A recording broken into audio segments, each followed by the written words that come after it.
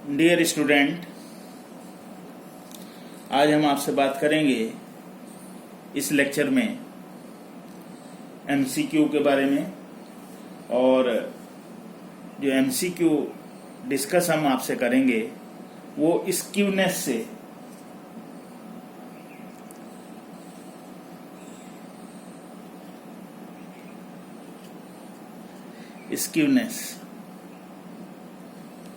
से रिलेटेड होंगे, जिसको कि हम हिंदी में विषमता के नाम से भी जानते हैं। तो Karl Pearson coefficient of skewness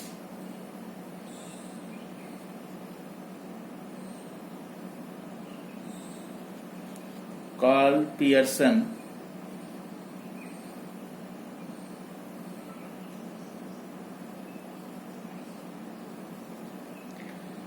Pearson's coefficient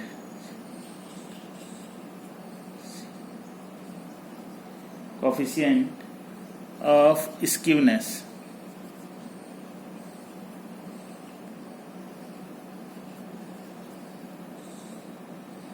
is calculated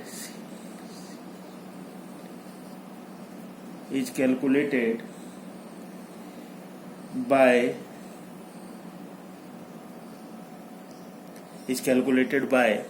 a x bar minus z upon standard deviation, b x bar minus m upon standard deviation, c x bar minus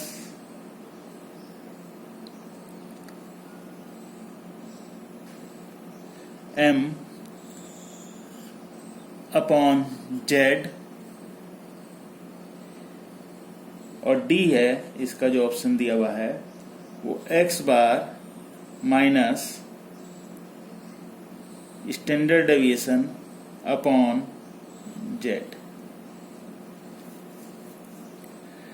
Karl Pearson coefficient of skewness, जो Karl Pearson ने skewness से related coefficient को calculate करने के लिए बताया था, उसका फार्मूला हो सकता है x bar minus z upon standard deviation, x bar minus m upon standard deviation, या x bar minus m upon mode, या x bar minus standard deviation upon z. तो इसका जो करेक्ट आंसर है वो करेक्ट आंसर है x bar minus z upon standard deviation. इस फार्मूले की हेल्प से हम स्क्यूनेस को, जो कि कार्ल पियर्सन की स्क्यूनेस है, उसको कैलकुलेट कर सकते हैं। Coefficient of skewness.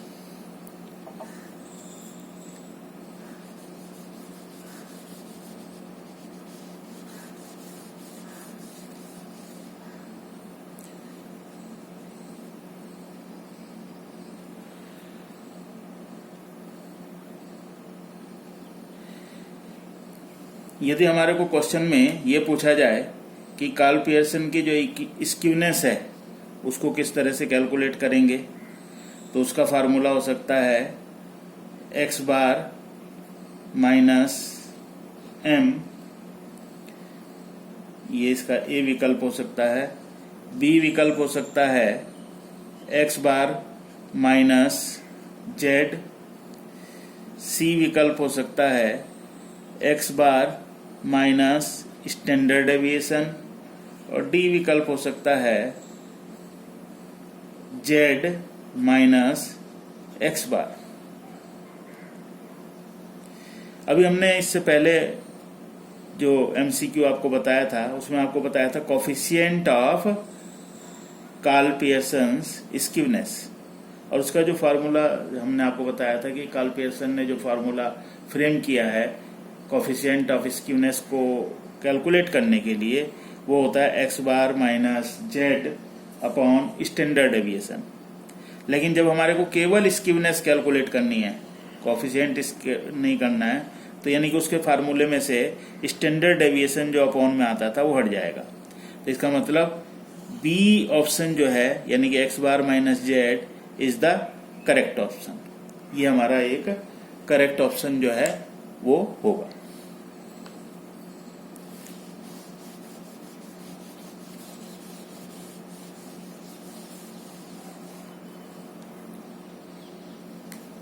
ये तो बात हुई थी, हमने आपको बताया कि कार्ल पियर्सन ने।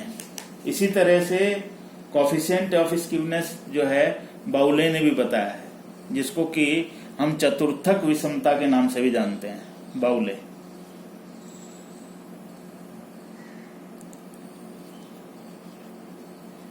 बाउलेज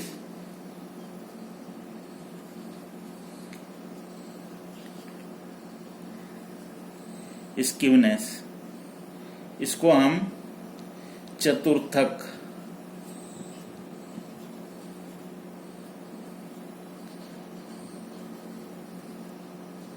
विषमता के नाम से जानते हैं। तो अगर बाउले की विषमता को कैलकुलेट करना है, उसको निकालना है, तो उसके लिए क्या फार्मूला है हमारा एडॉप्ट किया जाएगा विषमता के लिए? a Q3 plus Q1 minus m, b है Q3 plus Q1 minus 2m, c है Q3 minus Q1 plus m, और d ऑप्शन दिया हुआ है हमारे को Q3 plus Q1 minus 3m। ये चतुर्थक विषमता इसलिए कही जाती है, बाउले ने जो स्क्यूनेस हमारे को कैलकुलेट करने बताई वो क्वार्टाइल्स के बेस पे बताई, मीडियन और क्वार्टाइल को बेस लेकर के बताई। बाउले की जो विषमता होती है वो होती है, उसके लिए हमारे को क्वार्टाइल 3 को कैलकुलेट करना पड़ेगा, यानी कि दोनों क्वार्टाइल्स Q1 और Q3 इन दोनों को कैलकुलेट करना पड़ेगा, और उसमें से 2 मीडियन को, यानी कि 2 मीडियन को हम लेस कर देंगे, तो हमारे को ये पता लग जाएगा कि कितनी स्क्यूनेस है, कितनी विषमता है। क्योंकि Q3 प्लस Q3 और Q1 जो है ये Q3 ये पार्ट हो गया आपका Q1, और ये 3 पार्ट यहां से यहां तक ये हो गए Q3। ये थे आपके Q3 हो गए। तो इस तरह से आपने देखा कि Q1 और Q3 ये पूरा का पूरा एक किसी भी वैल्यू को हम 4 इक्वल भागों में डिस्ट्रीब्यूट कर देते हैं, जिसके एक पार्ट को यदि हम कैलकुलेट करते हैं तो उसको चतुर्थक 1 के नाम से जाना जाता है, Q1 के नाम से जाना जाता है। उसकी 3 टाइम्स वैल्यू को कैलकुलेट करते हैं, 3 गुना वैल्यू को कैलकुलेट करते हैं, 1 2 3, तो वो Q3 कैलकुलेट किया जाता है। और इसी तरह से मीडियन जो है 2 पार्ट्स के बराबर होता है। तो हमें जब विषमता, किसी भी सीरीज की विषमता को ज्ञात करना होता है कि कितनी स्क्यूनेस है, तो Q3 प्लस Q1, तो ये भी एक वैल्यू के बराबर हो गया। इसमें से यदि 2m हम माइनस कर देंगे, एक m ये हो गया, एक m ये हो गया, 2m को माइनस कर देंगे तो वो हमारी विषमता को शो करेगा। तो बाउले ने इसको जो है विषमता के रूप में प्रदर्शित किया है, यानी कि Q3 plus Q1 minus 2m, ये स्क्यूनेस है। इसका सही आंसर है Q3 plus Q1 minus 2m, यानी कि दो Q3 और Q1 को आप ऐड कर लेंगे, क्वार्टाइल, दोनों क्वार्टाइल्स को ऐड कर लेंगे और उसमें से 2 मीडियन को आप लेस कर देंगे, तो ये हमारी विषमता कैलकुलेट करके आ जाएगी। और ये जो विषमता होगी इसको चतुर्थक विषमता के नाम से जाना जाएगा। अगर हमारे को कोफिशिएंट कैलकुलेट करना है, कोफिशिएंट चतुर्थक विषमता गुणांक, इसका गुणांक कैलकुलेट करना है। अगर इसका गुणांक कैलकुलेट करना है, बाउले की स्क्यूनेस जो हमने कैलकुलेट करी है तो उसका जो अगर हमारे को क्या कैलकुलेट करना है, गुणांक कैलकुलेट करना है, तो वो किस तरह से कैलकुलेट होगा वो देखिएगा। ए फार्मूला उसका हो सकता है Q3 plus Q1 minus M upon Q3 minus Q1। B formula हो सकता है Q3 minus Q3 plus Q1 minus 2M upon Q3 minus Q1।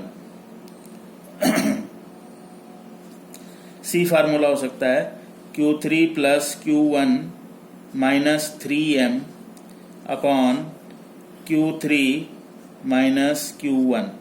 और डी हो सकता है इसका फार्मूला नन ऑफ दीज, इनमें से कोई नहीं।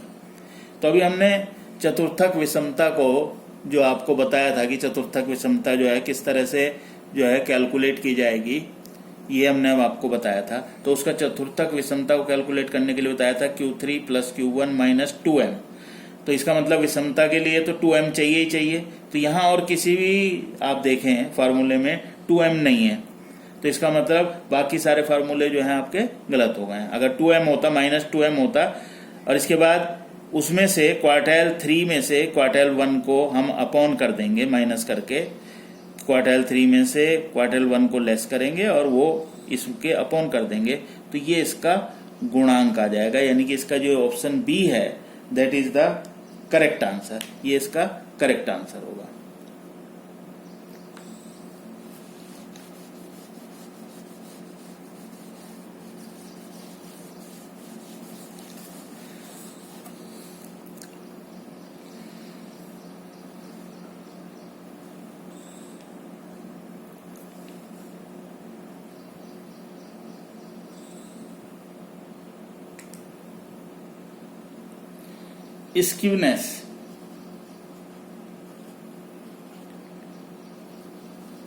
स्क्यूनेस will be negative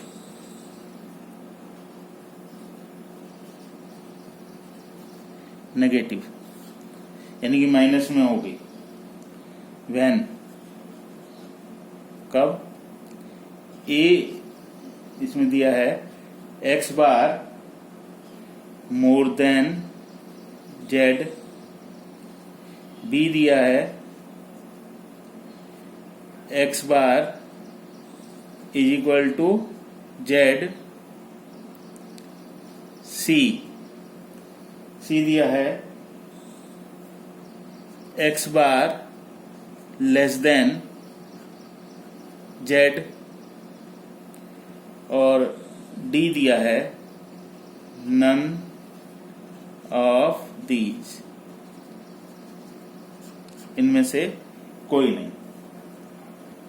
तो स्क्यूनेस जो है वो नेगेटिव कब होगा, वो नेगेटिव तब होगा स्क्यूनेस जब x बार जो है वो कम है और z जो है वो माइनस है। क्योंकि कार्ल पियर्सन का जो स्क्यूनेस था उसका फार्मूला होता था x bar minus Z.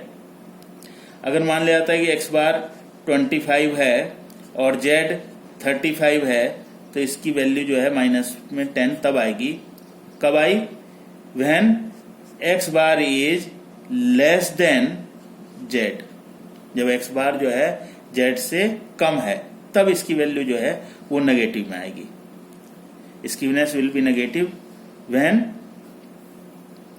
x bar less than z, x bar जो है z से कम है तब नेगेटिव में आएगी। और पॉजिटिव में कब आएगी इसको भी देख लेते हैं। स्क्यूनेस विल बी पॉजिटिव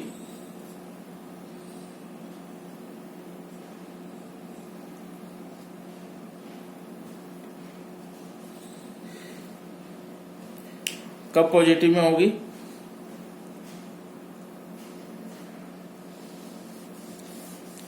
जब x बार जो है, यही विकल्प है हमारे, x bar more than Z, x bar equal to Z और x bar less than Z या नन ऑफ दीज। स्क्यूनेस का जो फार्मूला होता है, स्क्यूनेस इज इक्वल टू जो कॉल्पियर्सन का है, x बार माइनस जेड, ये फार्मूला जो है हम यूज करते हैं। तो x बार अगर हमारा x बार की जो वैल्यू है वो 25 है और z की वैल्यू जो है वो 20 है, तो ये आ जाएगा 5, स्क्यूनेस आ जाएगा 5 और ये पॉजिटिव आया। ये पॉजिटिव कब आया? When x bar is more than z, x bar जो है ज्यादा है किससे? z से, x bar more then z, यानी कि इसमें फिर हमारा ये जो विकल्प है, ये जो अल्टरनेटिव है, ये अल्टरनेटिव जो है ये हमारा सही हो गया। इसी तरह से स्क्यूनेस के बारे में पूछा जा सकता है कि वो जीरो कब होगा, विल बी जीरो।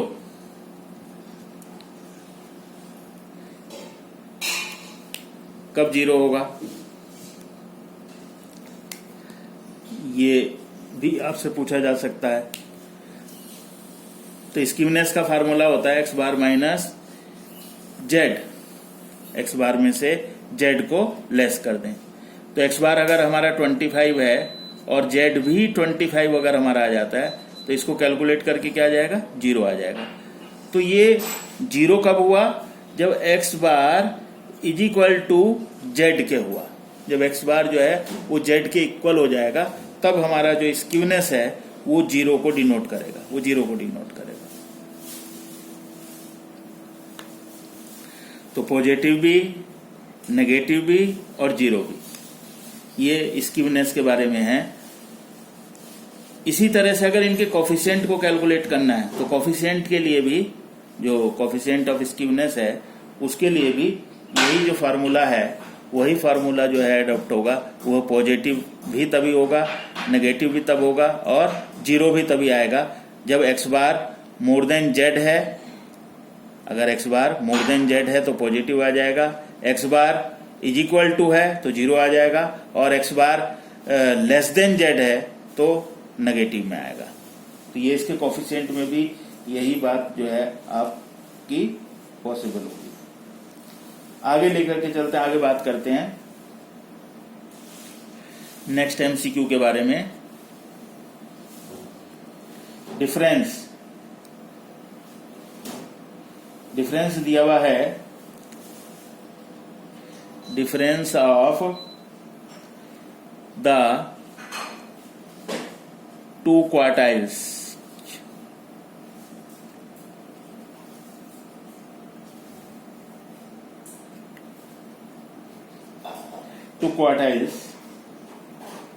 is 10। इसका मतलब क्या हुआ? Difference of the two quartiles is 10। इसका मतलब ये हुआ Q3 minus Q1 is equal to 10। दो क्वार्टाइल्स के बीच का जो डिफरेंस है वो 10 है, ये गिवन है। सम दिया हुआ है,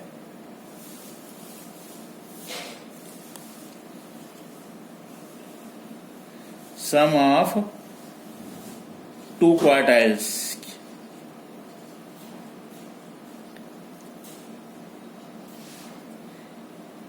is equal to 25। sum of two quartiles is equal to, sum का मतलब सिग्मा, यानी कि Q3 plus Q1 is equal to 25, ये दिया हुआ है सम। आगे कहा हुआ है median. Median is equal to दिया हुआ है 6.5, ये हमारे को मीडियन दिया हुआ है। Then the coefficient of skewness will be, coefficient of skewness,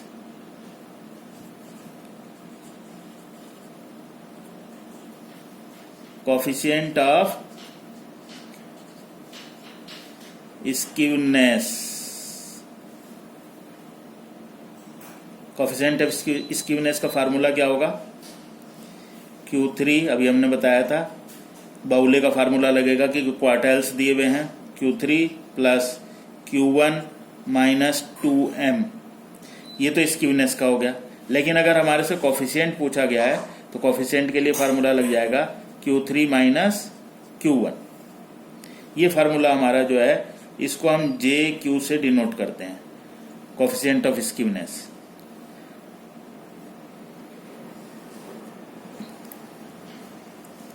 अब इसको और आगे सॉल्व कर लेते हैं। अगर हम सॉल्व करेंगे तो JQ इज इक्वल टू हो जाएगा Q3 प्लस Q1 है 25 माइनस 2 इंटू m की वैल्यू दी हुई है 6.5 अपॉन Q3 माइनस Q1 की जो वैल्यू दे रखी है 10, ये 10 दे रखी है। अब इसको हम सिंप्लीफाई कर सकते हैं। अगर हम इसको सिंप्लीफाई करें तो सिंप्लीफाई करके क्या आ जाएगा, 25 minus 13 upon 10, 12 upon 10 is equal to 1.2। ये 1.2 जो है ये इसका कोफिशिएंट ऑफ स्क्यूनेस होगा। तो डिफरेंस दिए हुए थे टू क्वार्टाइल्स के, दैट इज 10, यानी कि Q3 माइनस Q1 हो गया। ये सम ऑफ टू क्वार्टाइल्स दिया हुआ था 25, यानी कि इसका मतलब Q3 प्लस Q1, ये 25 दिया हुआ था। मीडियन दिया हुआ था 6.5।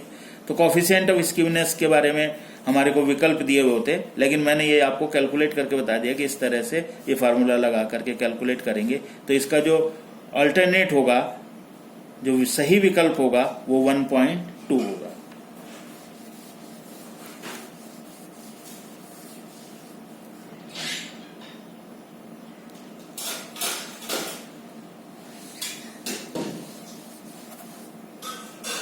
अब आगे हम बात करते हैं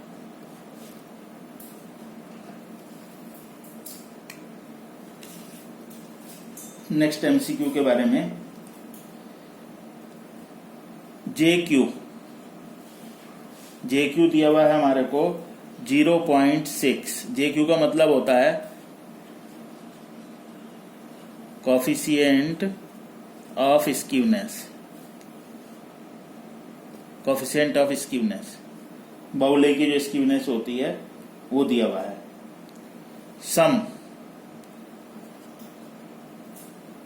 सम of two quartiles,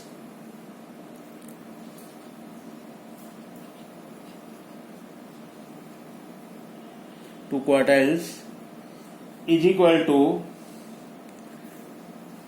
100। Median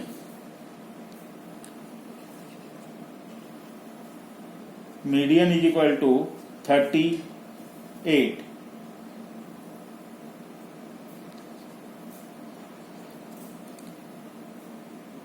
median is equal to 38।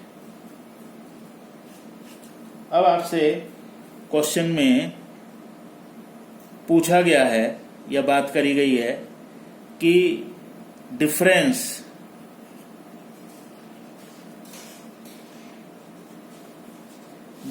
Of two quartiles,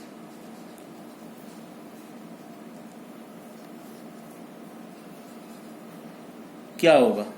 difference जो है वो हमारे को कैलकुलेट करना है कि वो डिफरेंस जो है वो क्या होगा, डिफरेंस ऑफ टू क्वार्टाइल्स।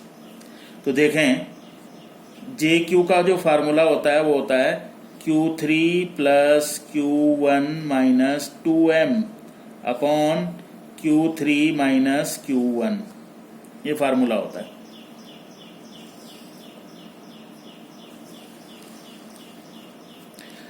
अब JQ की वैल्यू दे रखी है 0.6 is equal to Q3 plus Q1, two quartiles का जो सम दिया हुआ है वो 100 है, माइनस 2m, 2 इंटू 38, और Q3 माइनस Q1 ये हमारे को मालूम नहीं है। और इसको सॉल्व कर लेते हैं तो ये सॉल्व करके आ जाएगा 0.6 इज इक्वल टू 38 टू जा हो जाएगा 76 और 100 में से 76 को माइनस करेंगे तो ये आ जाएगा 24 upon Q3 minus Q1, Q3 minus Q1। अब क्रॉस मल्टीप्लिकेशन कर देते हैं। 24 is equal to 0.6 Q3 minus Q1।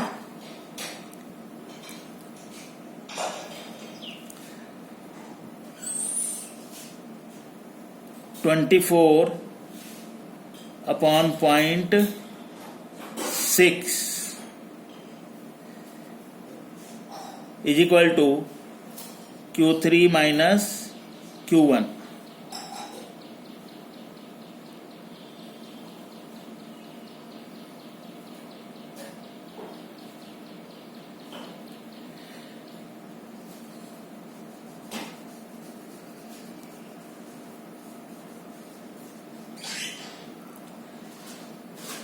तो 0.6 से इसको डिवाइड करेंगे 24 को, तो 40 is equal to Q3 minus Q1। 40 is equal to आ जाएगा Q3 माइनस Q1। Q3 और Q1 की जो वैल्यू है वो कितनी आ जाएगी, वो 40 आ जाएगी। अब इसको टेस्ट भी कर सकते हैं कि जो हमने कैलकुलेट किया है, जो निकाला है, वो सही भी है या नहीं है, क्योंकि JQ हमारा कितना आना चाहिए, 0.6 आना चाहिए। तो Q3 प्लस Q1 की वैल्यू है 100 माइनस जो मीडियन हमारे को गिवन था वो 38 था, तो 2 इंटू 38 अपॉन ये आया हमारा 40। तो इसको जब सॉल्व करेंगे तो ये आ जाएगा 100 माइनस 76 अपॉन 40।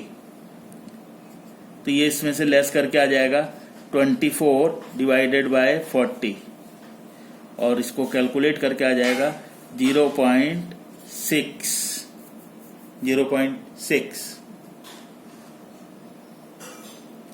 तो जो हमारा JQ दिया था वो 0.6 ही दिया था। तो ये टेस्ट करके भी आ गया कि हाँ, ये आपने जो कैलकुलेट किया है वो सही किया है। अब इसी क्वेश्चन में अगर मान लिया था वो कहते कि किसी एक यानी कि Q1 या Q3 की वैल्यू जो है आप बता दीजिए। देखें, Q3 plus Q1 is equal to दिया हुआ है हमारे को 100 और Q3 minus Q1 is equal to हमारा कैलकुलेट करके आया 40 कैलकुलेट करके आया। तो बाय एडिंग, ऐड करने पर Q1 से प्लस का Q1 है माइनस का Q1 है, या कैंसिल हो जाएंगे। 2Q3 is equal to 140। तो Q3 इज इक्वल टू आ जाएगा 140 divided by 2। Q3 is equal to 70। ये Q3 की वैल्यू आ जाएगी 70। अगर वो आपसे ये भी पूछता कि Q1 और Q3 की वैल्यू कैलकुलेट करके बताइए, तो इसके आगे जब आप कैलकुलेट करते, जब ये निकाल लेते Q3 माइनस Q1, ये 40 आ गया आपका, तो उसके बाद आगे इस तरह से इक्वेशन को सॉल्व करके निकाल सकते हैं। और Q1 की वैल्यू कितनी हो जाएगी, Q3 की वैल्यू जो है, क्योंकि हमारे को Q3 plus Q1 is equal to 100 दिया हुआ है, Q3 की वैल्यू आ गई 70 plus Q1 is equal to 100। तो Q1 इज इक्वल टू हो जाएगा 100 माइनस 70 और Q1 इज इक्वल टू आ जाएगा 30। Q1 की जो वैल्यू आ जाएगी वो हमारी 30 आ जाएगी।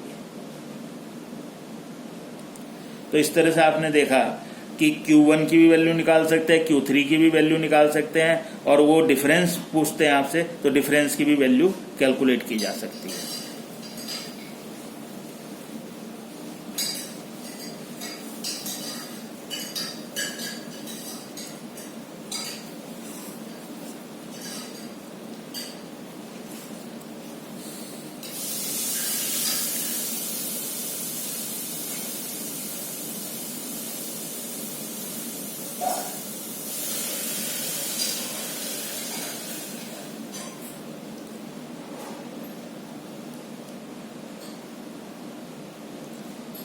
कार्ल पियर्सन का कोफिशिएंट ऑफ स्क्यूनेस दिया हुआ है, जिसको कि जे कहते हैं। जे इज इक्वल टू दिया हुआ है प्लस 0.32।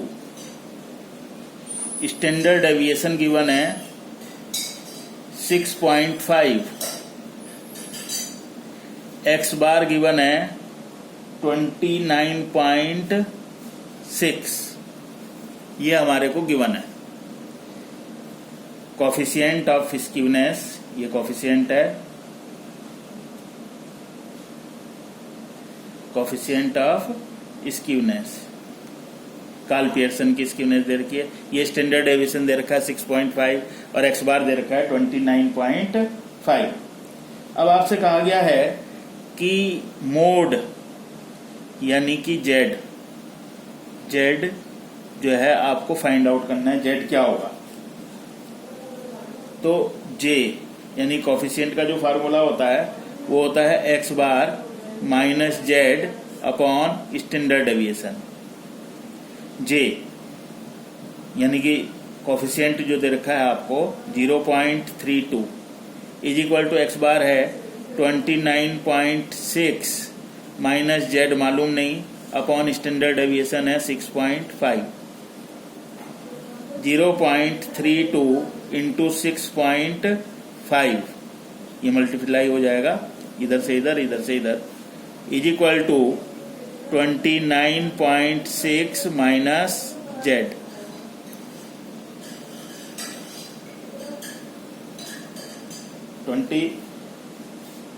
तो जेड इज इक्वल टू आ जाएगा, इसको मल्टीप्लाई कर देंगे तो ये आ जाएगा 2.08 मल्टीप्लाई करके is equal to 29.6 minus Z. और सॉल्व करेंगे इसको 2.08 ये इधर आकर के माइनस के 29.6 is equal to minus Z. तो माइनस के बच गया ये आपके 27.52 is equal to minus Z. Minus से माइनस कैंसिल हो गया, तो जेड की जो वैल्यू है वो जेड इज इक्वल टू आ गया 27.52। तो आपसे जो जेड की वैल्यू पूछी थी वो 27.52 जो है वो जेड की वैल्यू जो है वो होगी। अब आपसे अगर ये कहा जाए इस क्वेश्चन में ही कि find out the value of median, median की क्या वैल्यू होगी अगर मीडियन भी निकलवाया जाए। अब आपके पास इस क्वेश्चन में जेड की वैल्यू भी आ गई है, जेड की वैल्यू भी आ गई है।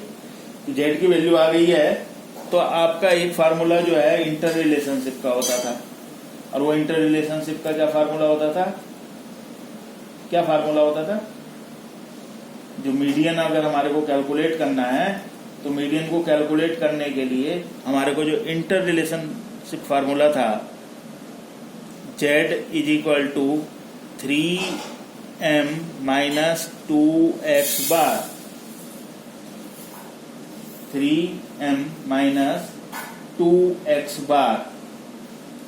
इससे जो जेड जो है वो मीडियन जो है आप कैलकुलेट कर सकते हैं। जो इसका इंटर रिलेशनशिप फार्मूला है इसमें वैल्यू पुट करके आपकी मीडियन की भी जो वैल्यू है वो आप फाइंड आउट कर सकते हैं।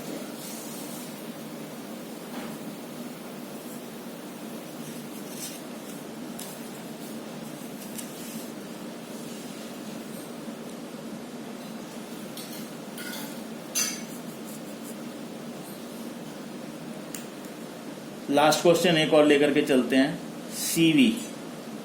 सीवी के बारे में हमने आपको बताया था। सीवी जो है वो गिवन है 40%।